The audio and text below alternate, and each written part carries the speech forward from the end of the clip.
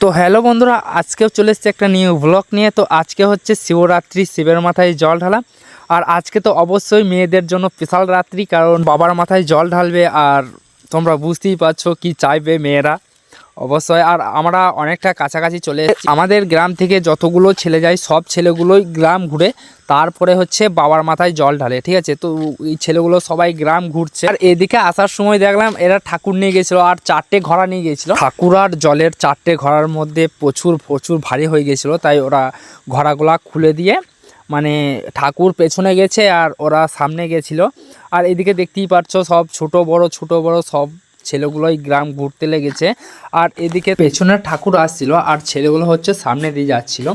আর এদিকে পেছনে হচ্ছে ব্যঞ্জন পার্টি পেছনে পেছনে যাচ্ছিল আমাদের।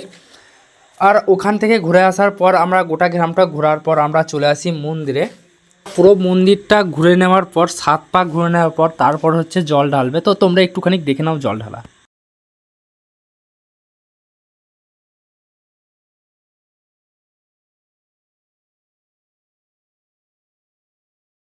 আমরা সন্ধেবেলায় চলে আসি গান শুনতে। আর আমরা কিন্তু গান শুনতে আসিনি, আমরা হচ্ছে গেম খেলতে এসেছি। আর সব ছেলেগুলা এখানে বসে বসে আমরা হচ্ছে গেম খেলছিলাম। তো আমাদের ওখানে খানিকক্ষণ বসে থেকে চলে আসি মন্দিরের ভেতরে একটু ছবি তোলার জন্য। ভিডিওটা আমি এখানেই শেষ করছি। ভিডিওটা যদি ভালো লাগে অবশ্যই লাইক কমেন্ট সাবস্ক্রাইব করে দিও। আর ফেসবুক থেকে দেখলে কিন্তু ফলো করতে ভুলবে না। টাটা।